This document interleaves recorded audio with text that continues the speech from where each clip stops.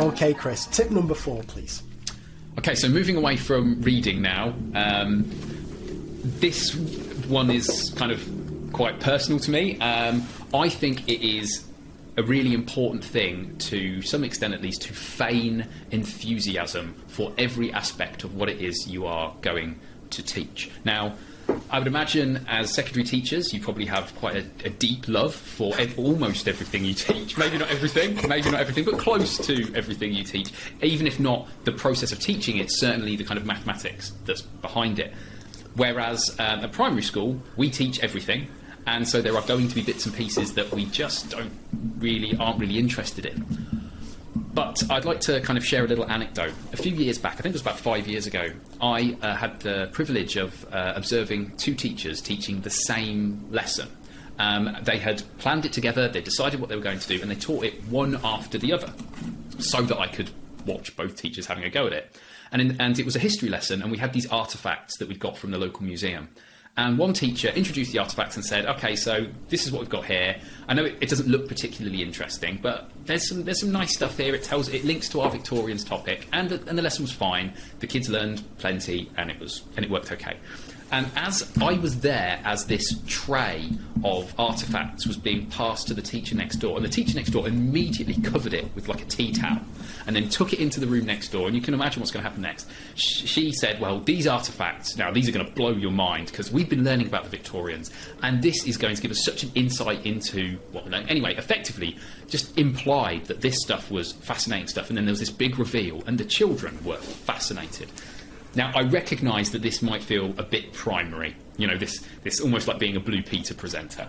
But having worked briefly in secondary schools, particularly as a teaching assistant who saw lots and lots of teachers, I lost count of the number of times when teachers introduced something and effectively said, "Well, I know this isn't the most interesting thing in the world, but..." And that sense of being apologetic for what you're teaching, I really didn't like, and maybe this is just a prejudice, I can't say it's anything that's based on evidence necessarily, but I always thought there's at least one person in the room, even if it's just me as the teaching assistant, there's one person in the room who finds this fascinating. It doesn't matter how dull something sounds, there's likely to be at least one person who's actually kind of interested in this stuff. And even if there isn't, it's your job to portray, to embody this idea that what you're teaching has inherent worth, even if you don't think it does. So, yes, the tip is feign enthusiasm, at least to an extent, for what it is you are trying to help children to learn. Right, I'm looking forward to this, because the first thing to say, I'm 100% with you. I 100% agree with you. The flip side is I've struggled with this, so I'll tell you a few errors I've made. So there are a few. I love maths. I would happily do maths all day long. I do about 95% of maths all day long. There's 5% that I can't stand, so I'll tell you a couple of them now. So I am really bad at visualising things in 3D. Spatially, I really struggle. And you've got to teach 3D trigonometry and 3D Pythagoras, and I can't. I really struggle, and I don't like it. I really don't like it. And in the past, I've tried this technique. I've said, look, I find this really hard. I'm not a massive fan of this, but I think we can get through it. And I'm not so sure that's a good idea, but I'll tell you what's definitely not a good idea. I've done this before. I've had year 10s and year 11s tend to be like lower achieving students in the lower sets. And I've said to them, let's say we're doing, I don't know, solving linear equations or whatever. And I'll say, right, we're going to do this topic today. I'm not going to lie, it's a bit boring, but we've just got to get through it, because we're going to get good at it, but it might be a little bit painful. Now, my logic with doing that is to try and get these kids on board, because I think one of the differences between kind of perhaps secondary and primary in this regard is often you'll get kids, you're reteaching things to kids who've seen it before and maybe have failed with it before. And therefore, if I'm going in and saying, this is the best thing you've ever seen in your life, and they see a linear equation, they think, oh my God, I've messed up in this in year 7, year 8, year 9, year 10. So I think that's where there's a little bit of, not room for manoeuvre, but certainly, opportunity just to think about it a little more, because when you're dealing with kids who know they don't like something and have struggled before, it can almost backfire if you say this is going to be great. I don't know if that makes sense. Oh, absolutely. Yeah, no, I think particularly, as you say, when you're teaching pupils that maybe have got off the train with their learning to some extent, they aren't a fan of it.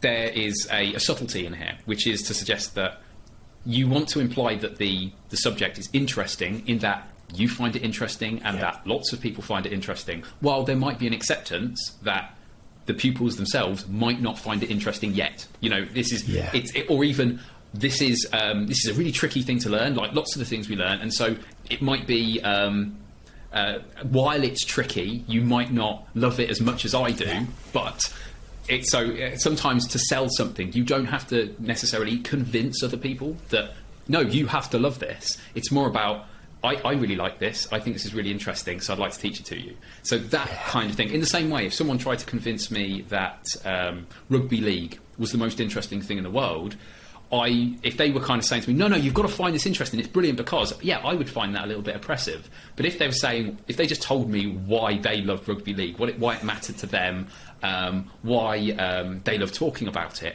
that's much more an inviting a proposition. So there's a balance there between showing that you find a subject interesting and that it has inherent worth, rather than saying, and that means you have to love it in the same way I do.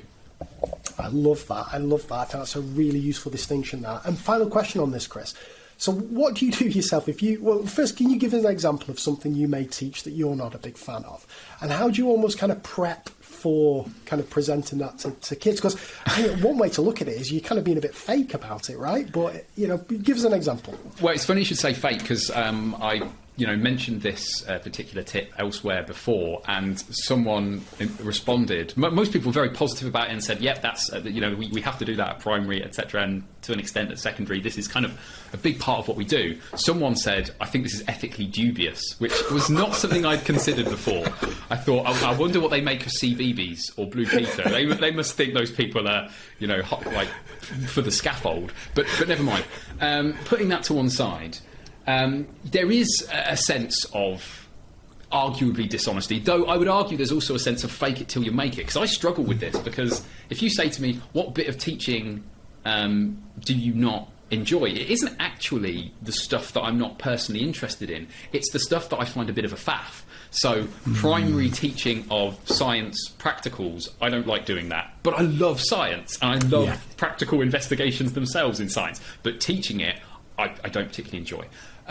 What I would say is I'm completely honest with pupils. If there was something that I'm not particularly good at, I have physical disabilities now.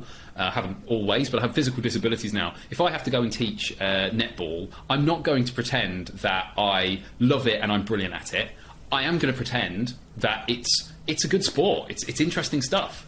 So there's that distinction. In terms of preparation, I think the most valuable thing you can do is taking the time, and again, this is maybe a slightly more primary thing, it's taking the time just to understand your subject a bit better. Maybe speak to someone who does love this stuff and saying, like, well, why do you enjoy it? What do you get out of it? If you're struggling to kind of imagine even what is interesting about this thing. But generally, taking a few moments just to kind of think, well, why might someone find this interesting?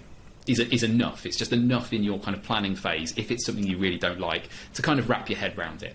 But again, I just want to emphasise, I'm not saying that we necessarily are like dancing around the room and saying that this is incredible. It's just through your body language, not doing the opposite, not giving the impression that you don't like this stuff or that it is boring.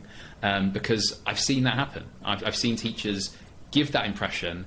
And I've seen it happen in classes where there are obviously students who do love this stuff. I saw this, I remember particularly, it was in a lesson when I was a teaching assistant. They were talking about metamorphic, igneous and sedimentary rocks and the distinctions between them. And the teacher was like, oh, it's rocks, isn't it?